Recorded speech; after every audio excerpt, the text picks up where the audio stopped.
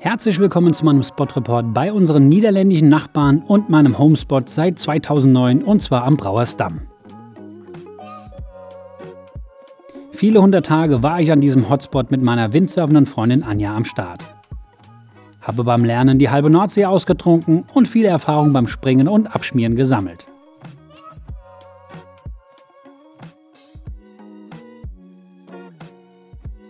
Von Köln aus geht es die 300 Kilometer mit unserem Kastenwagen zum Brouwersdam, der genau an der Grenze der Provinzen Zeeland zu Südholland liegt.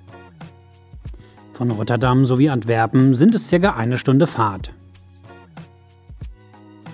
Zum Westen hin öffnet sich hinter der 5 Kilometer entfernten Sandbank die offene Nordsee. Zur Ostseite liegt das Grevelinger Meer. Im Süden startet der Damm aus Scharendijk heraus und im Norden aus dem Örtchen Ouddorp, an dem ein weiterer Surfspot liegt. Von den Windrichtungen geht für Kiter von Norden über Westen bis Südwest am Brouwersdam alles und das absolut sicher. Da die Windsurfer auch freien Zugang zum Grevelinger Meer haben, gehen für die Windsurfer hier alle 360 Grad Windrichtung. Um diesen Bereich beneide ich euch sehr. Der Wassersport ist in 3 Zonen unterteilt. Im südlichen tummeln sich die Kiter, im Rest die Windsurfer und Wingfoiler. Rechts hoch Richtung Sandbank dürfen alle fahren. Der mittlere Abschnitt der Sandbank ist Naturschutzgebiet. Wer dort fährt, kann mit Strafen bis zu 500 € rechnen. Also Vorsicht!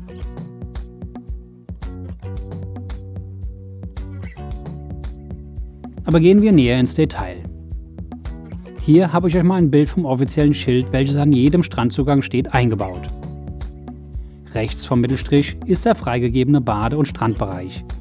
In der Hauptsaison verbringen auch viele Badegäste ihre Zeit am Strand und die ausgewiesenen Schwimmzonen müssen unbedingt respektiert werden. Aufbauen kann man wunderbar am Strand. Die 3 Strandpavillons dienen hier der Orientierung.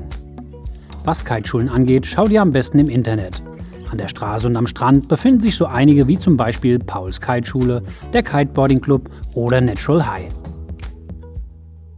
Ach ja, hier am Grevelinger Meer nochmal das Windsurf Center zu sehen. Das Parken am Brouwersdam ist tagsüber kostenlos. Nachts kann es um die 150 € kosten, da das Übernachten am Damm strengstens verboten ist und gerne Knöllchen verteilt werden. Schauen wir uns die 3 Hauptzonen mal genauer an und gehen zu den Kitesurfern im südlichen Abschnitt. Ab diesem Punkt des Strandpavillons C reihen sich die Kiteschulen am Wochenende im Wasser wie eine Perlenschnur Schüler an Schüler. Durch das bei Ebbe ein Stehbereich von 300 Metern mal 3 Kilometern entsteht, ist es natürlich ein guter Spot für Anfänger. Hydrofoilen und Windsurfen mit Racefinne geht erst nach ein paar 100 Metern oder bei Flut. Gehen wir Richtung Norden zum Einstieg der Windsurfer. Hier ist unter der Woche auch mal nichts los, wie man sieht.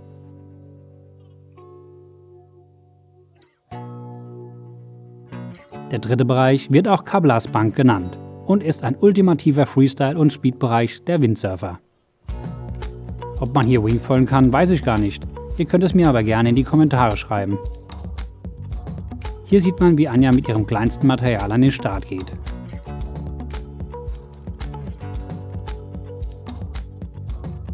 Um euch weitere Informationen zu liefern, nehme ich euch jetzt mal mit aufs Wasser. Der nächste Abschnitt wird zwar bildermäßig kitelastig, es kommen aber noch allgemeine Informationen, die alle Wassersportler betreffen.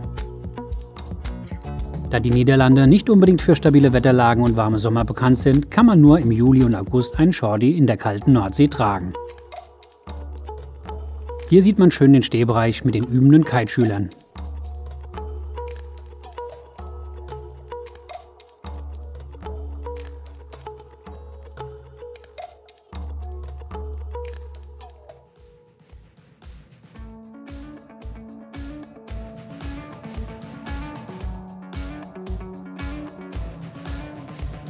An langen Wochenenden ist der Brouwersdam meist völlig überlaufen und man kann mit 400 bis 500 Kitern am Strand rechnen. Aber so ist das mittlerweile an allen bekannten Kitespots an der Nordsee. Die beste Windausbeute hat man hier im Frühjahr und Herbst.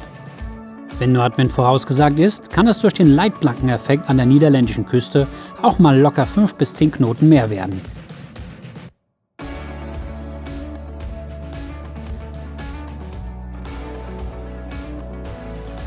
Durch die vorgelagerte Sandbank kommt am Strand keine erwähnenswerte Welle mehr an. Die meiste Zeit hat man hier Kabbelwasser. Bei Ebbe kann es auch richtig schön glatt werden und die Freestyle-Junkies kommen dann voll auf ihre Kosten.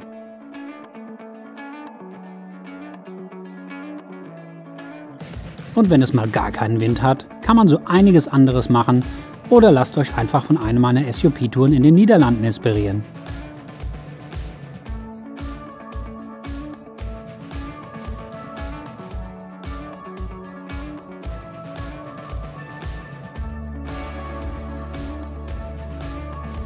Auch wenn der Brauersdamm am Wochenende völlig überlaufen ist, so bleibt er doch ein Superspot, an dem einem an nichts fehlt.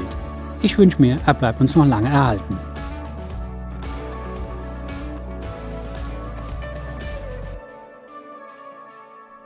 Wichtig ist mir, dass der Spot-Report auch immer aktuell bleibt, dass ihr mehr Veränderungen auch gerne in die Kommentarfunktion schreiben dürft. Ansonsten hoffe ich, euch hat meine kleine Tour gefallen und wenn ja, lasst mir gerne ein Like da und bestenfalls macht ein Abo. Ich freue mich.